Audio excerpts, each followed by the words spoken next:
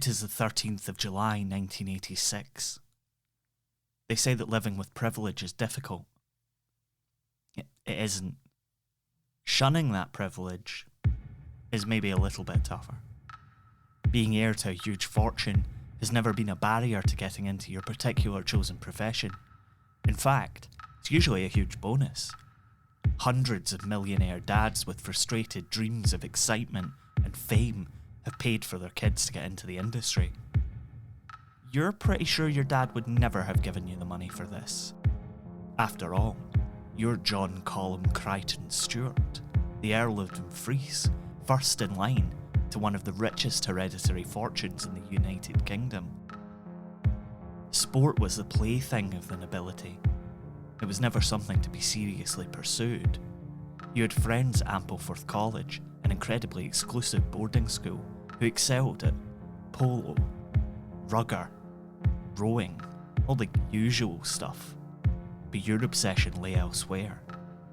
You dropped out of school, much to your parents' chagrin, because John Colum Crichton Stewart didn't want to follow in his father's footsteps. He wanted to drive. He wanted to make it to Formula One.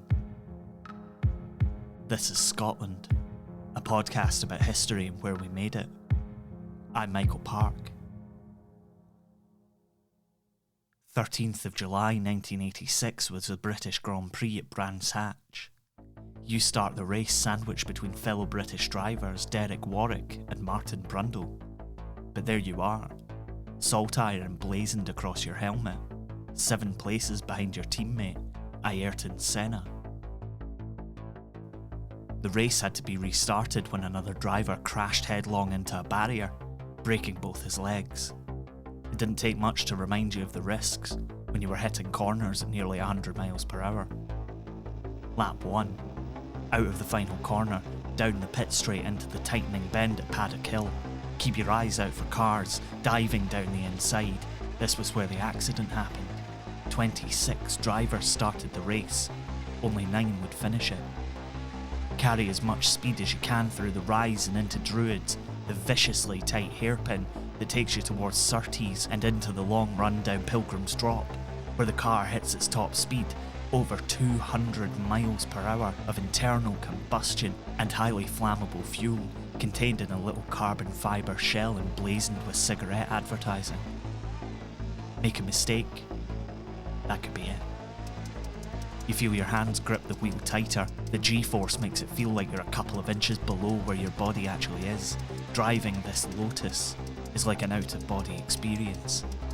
No one knows you as John Colum Crichton Stewart here. Nobody calls you the Earl of Dumfries or the future Marquess of Bute. Everybody knows fine who you are. Not that you're exactly parading it around the paddock, but they know you as Johnny Dumfries, the kid who got a job driving a van for one of the teams, and then worked as a painter and decorator to scrape together enough money to go racing in the lower formulas. You touch the apex at Stirling. Carrying a load of speed into the corner, you feel the car twitch horribly underneath you, but you pull it back. You're here because Senna didn't want a competitive teammate. He wanted someone who would be a pure number 2. You don't care. You're here. You're racing in your first British Grand Prix. If it's your last time too, for whatever reason, then so be it.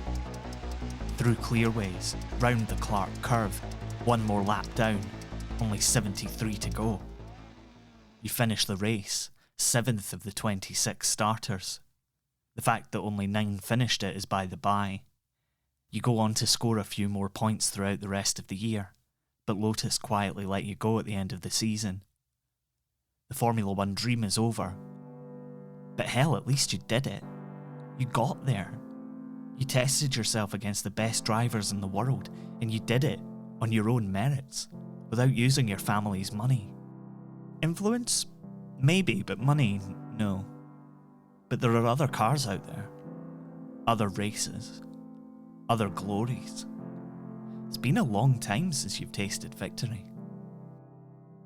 If you're enjoying Scotland and you want to help us out, give us a little rating and review on your podcast app of choice. You've no idea how much it helps people find the show, because neither do we, but we're told that it's really important, so please help us out. And if you want to support us financially, you can get loads more from Scotland on our Patreon. Head over to patreon.com/Scotland History Podcast and support us for as little as $2 per month. Enjoy the rest of the show. It is 1988. Formula One might be gone. A lazier narrator might say that it's in your rear view mirrors as you cross the line in your biggest race yet.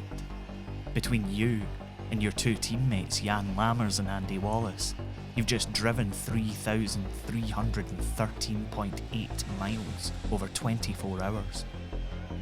That's roughly the equivalent of driving from Edinburgh to Damascus in a day. The superpowered Jaguar you drove to victory is stuck in fourth gear as Lammers brings it home across the line, finishing just under a lap ahead of the previously dominant Porsches. Jaguar were back on top, and Johnny Dumfries had just won the most prestigious race in the world, the 24-hour of Le Mans. You're on the top step of the podium again, covered in champagne, bedecked in a wreath of flowers. By 1990, Johnny Dumfries had disappeared, retiring from racing to run the family's many businesses. With his father passing on, Johnny ascended to the Marquisate of Bute and became one of the richest men in the nation in 1993. Known as a reluctant aristocrat, must be tough, he began the process of selling many of his holdings to both private investors and the communities around them as soon as he could. It's said that he doesn't have much interest in the dynasty of his family, and still prefers that people call him John Bute, or just Johnny. But in 2020, the Marquis of Bute was, along with his family, charged with breaching COVID-19 travel restrictions by travelling from London to his home at Mount Stewart near Rothesay. His daughter put the trip on Instagram stories. They say that living with privilege is difficult, even for the reluctant gentry. Apparently not. You've been listening to Scotland. It was written and produced by me, Michael Park, and is a production of Be Quiet Media. The music for every episode of Scotland is by the human screaming V10 turbocharged man, Mitch Bain. You can check out more of his work at mitchbain.bequiet.media. Jamie Mowat does stunning illustrations for us, which you can see in our episode art. See more and buy prints at Tidlin, tidlin.com. Scotland is supported by Chris Lingwood, Scott McCubbin, and listeners like you on Patreon. You can get loads more from us for as little as $2 a month at patreon.com/Scotland History Podcast. You can find out more about the show on our website, scotlandpodcast.net, and we're on Twitter, Facebook, and Instagram. You can find us by searching Scotland, a Scottish History Podcast. Thanks for listening. Look after one another. Wear your mask. We'll see you next time.